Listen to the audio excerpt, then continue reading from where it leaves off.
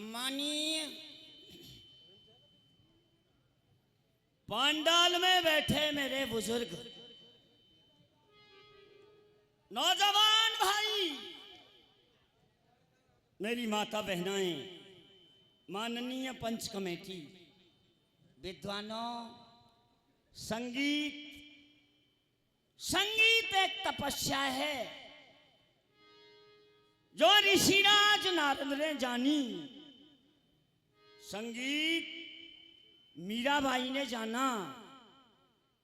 वेदों का निचोड़ है। सामवेद में साक्षात लिखा है कि संगीत में ही ईश्वर विद्यमान है। मां साहब,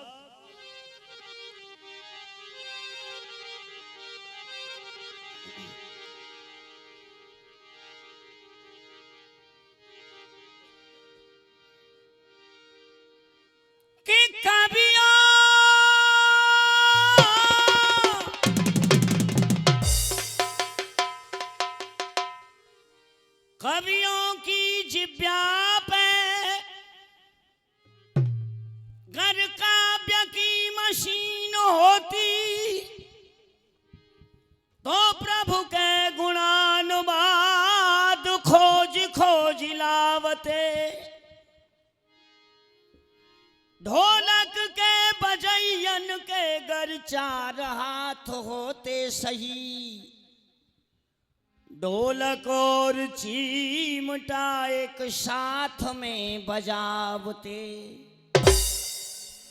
गंधर्व गवैया चतुर्मुख होते अगर बैठ के सभा में चारों ओर को सुनावते। राजा परीक्षित सम श्रोतागण होते सभी, कहत गोरे लाल बे परम पद को पावते। माननीय पंच कमेटी की हिदायत, साखी जिक्री की साखी जो मेरे उस्ताद कहते थे विद्वानों, वो कैसे भैया? मां साहब, श्याम सुंदर से उनका मिलन हो गया।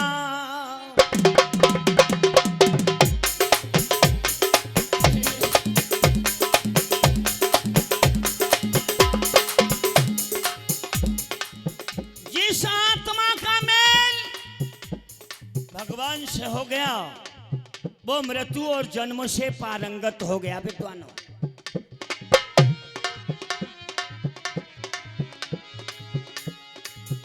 श्याम सुंदर से उनका मिलन हो गया, उनके हृदय चमन में अमन हो गया।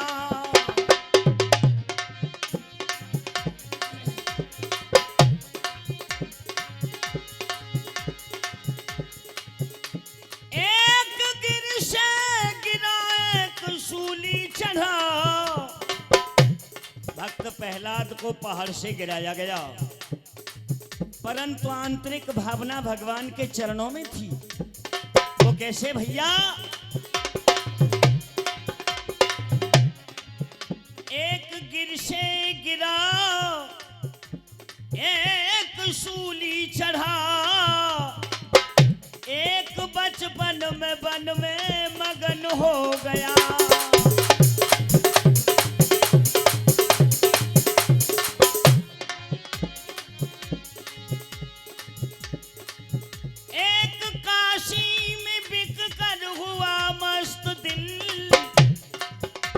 महाराज हरिश्चंद्र, एक काशी में बिक कर हुआ मस्त दिल, एक आरा चला के शरण हो गया।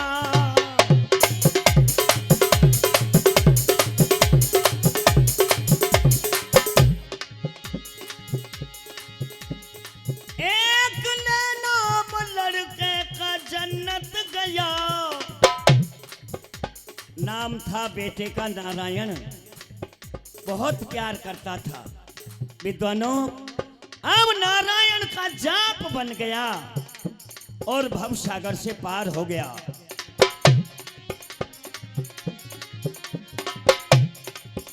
एक ले नाम लड़के का जन्नत गया, एक पंखों से लड़कर दफन हो गया।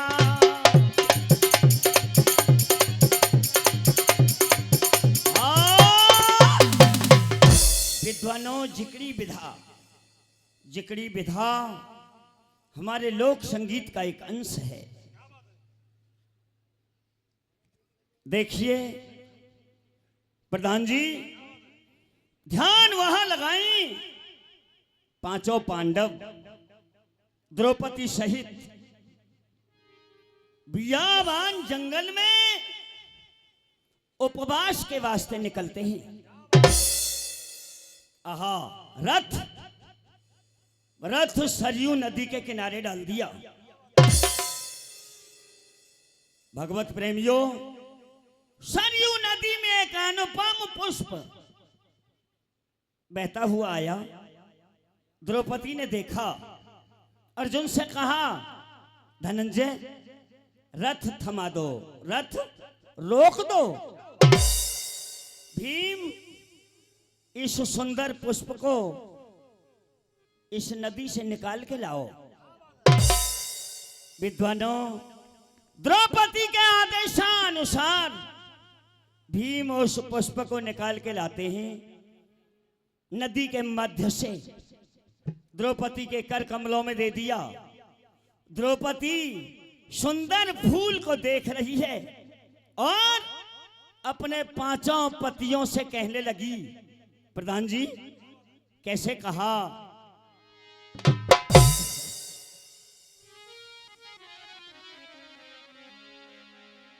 स्वामी, आज तक मैंने ऐसा पुष्प नहीं देखा। अरे से पुष्पन देखे कबऊ, और महक अजब मन को मोहे, और ताजा फूल तोड़ की भी माए से ही ला दे मोहे।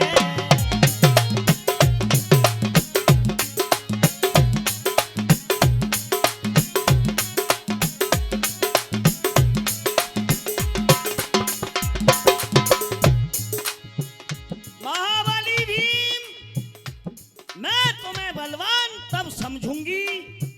द्रौपदी ने कहा, इस फूल के बराबर के ताजा फूल चाहिए मुझे।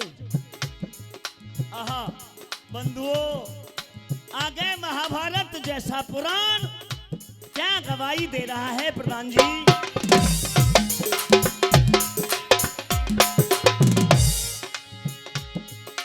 ओ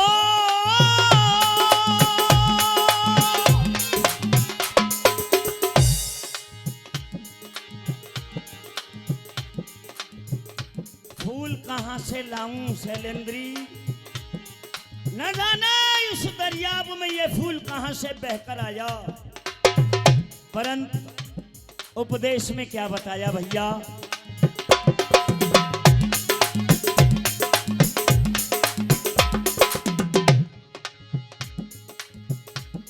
अरे बड़े बड़ों में छोटों का, बड़े बड़ों में छोटों का कभी आवन आदर हुआ करे। अरे बड़े बड़ों में छोटों का कभी आवन आदर हुआ करे, और विद्वानों में मूर्ख का भाई सदा निरादर हुआ करे।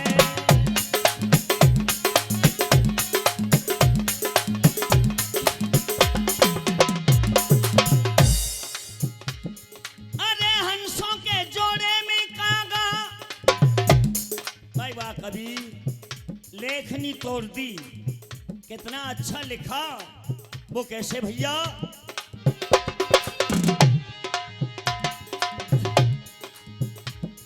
अरे हंसों के जोड़े में कागा,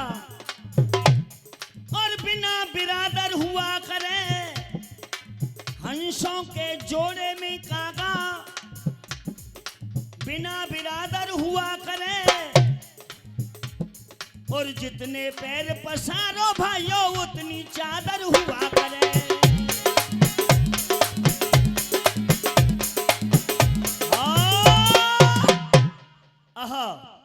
द्रौपदी ने ये कहा कि पांचों भाइयों के बाजुओं में बल नहीं जो मुझे इस फूल के बराबर के ताजा फूल लाके दे। भीम बोल पड़े और द्रौपदी से क्या कहा, द्रौपदी न जाने तुम क्या क्या प्रश्न करोगी हमसे, ये कोई तुम्हारा प्रश्न करने का है, न जाने ये फूल कहां से बह के आया, हमें क्या मालूम। भीम ने क्या कहा द्रौपदी से,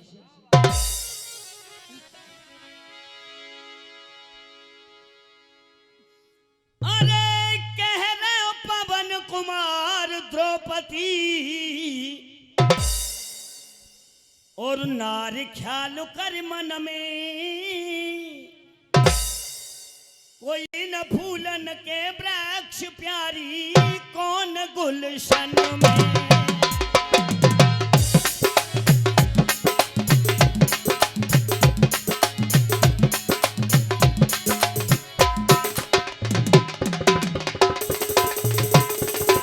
आई वाह भैया,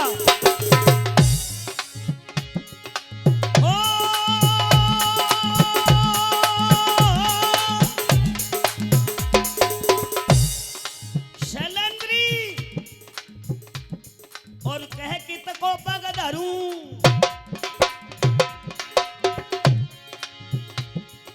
कह कि तको पग धरूं,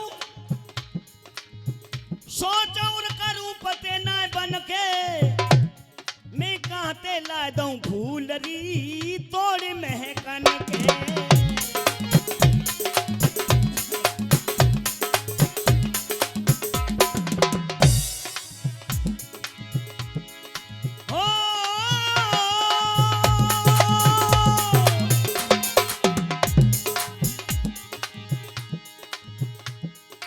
अगर प्रेम करना ईश्वर से,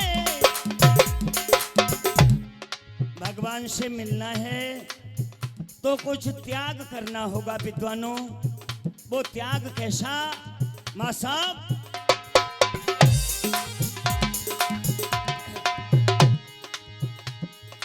अगर प्रेम करना ईश्वर से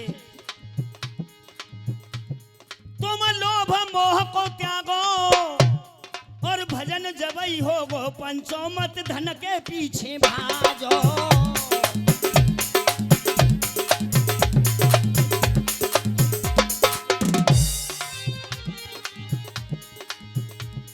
अरे कोई कोई सोचे पीछो,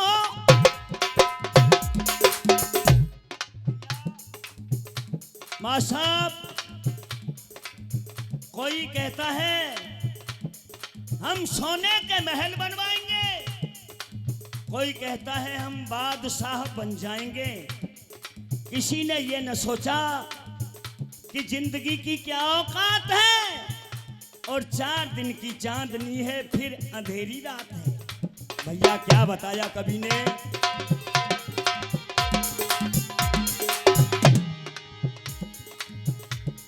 अरे कोई कोई सोचे पीछो, और कोई सोचे आगो, और कहे हरविंदर गए गड्ढे में, जाग सको तो जागो।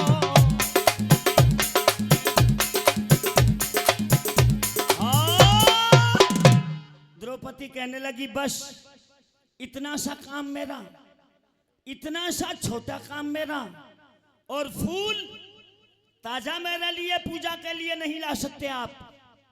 द्रौपदी बता तो सही, कहाँ है वो गुलशन, कहाँ है वो बगीचा जहां से मैं ताजा फूल ला सकूं।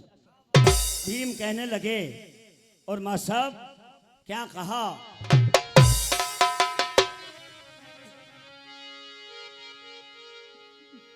अरे प्यारी वो कहाँ पुष्प वाटिका सो है और ये फूल लाई तुमको है।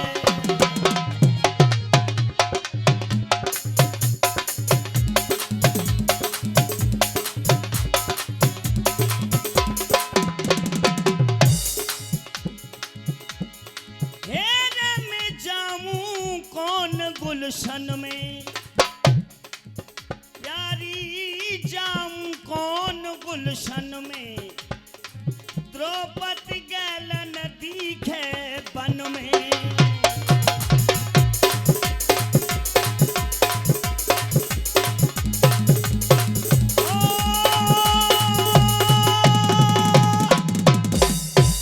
शैलेंद्री ने कहा न तुम कहीं जाओगे और ना किसी लायक हो। मुझे पारथ अर्जुन की तरफ दृगबिंदु बढ़ाए और कहा आप ला सकते हो। शैलेंद्री में पुष्प नहीं ला सकता। कोई जानकारी की जगह हो वहां जाके ला सकता हूं, परंतु मुझे ये मालूम नहीं मैं जाऊं तो जाऊं कहां। भीम बोल पड़े और क्या कहा भैया,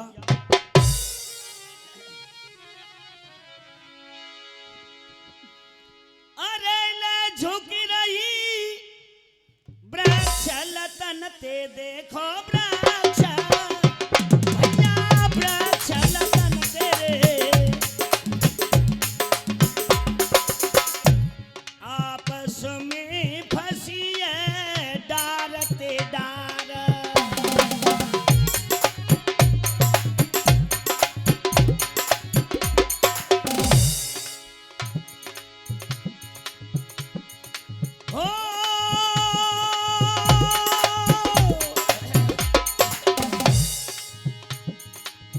नाई मग परत लखाई, नाही मग परत लखाई, छायो अत्यंत वकार।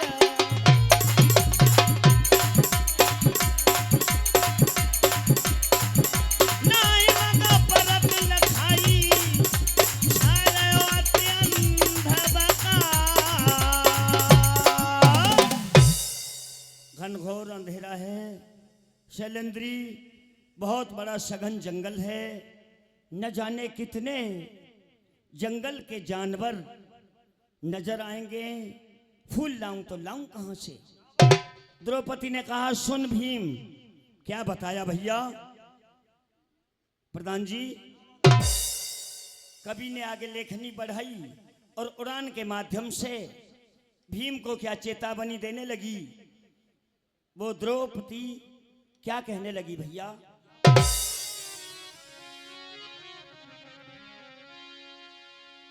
कि भीमा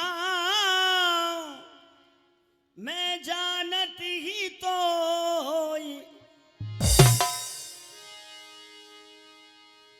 ये भीम भारी बलधारी है, भीम भारी बलधारी है।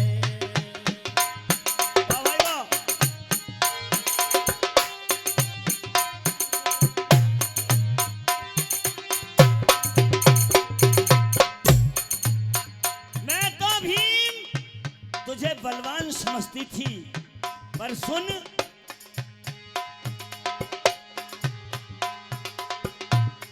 आज तैने बात बिगाड़ी है, आज तैने बात बिगाड़ी है।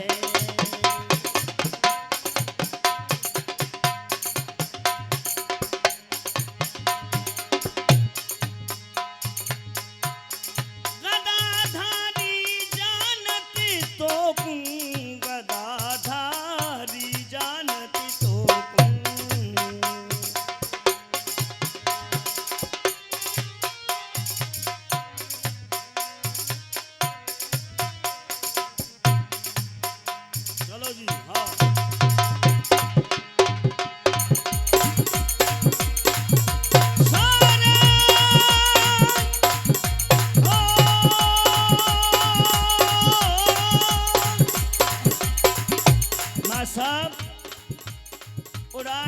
मत। हमारे पुरानी जिक्री के मुताबिक एक खमसा होता था विद्वानों। वो कैसे?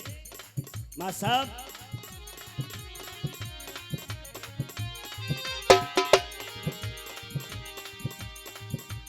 हसीनों को नजर का तीर बरसाने की आदत है। हसीनों को नजर का तीर बरसाने की आदत है। हसीनों को समझेंगे? हसीनों को नजर का तीर बरसाने की आदत है और वफा करने की आदत है, सितम ढाने की आदत है। क्षमा पर जान दे देना ये परवाने की आदत है। और मगर हम आशिकों को चोट सह जाने की आदत है। मगर हम आशिकों को चोट सह जाने की आदत है।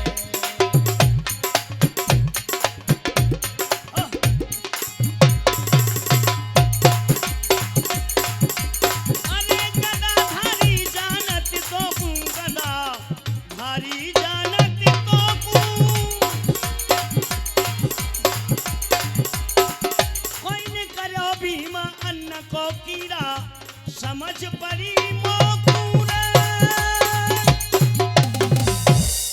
सिरदारो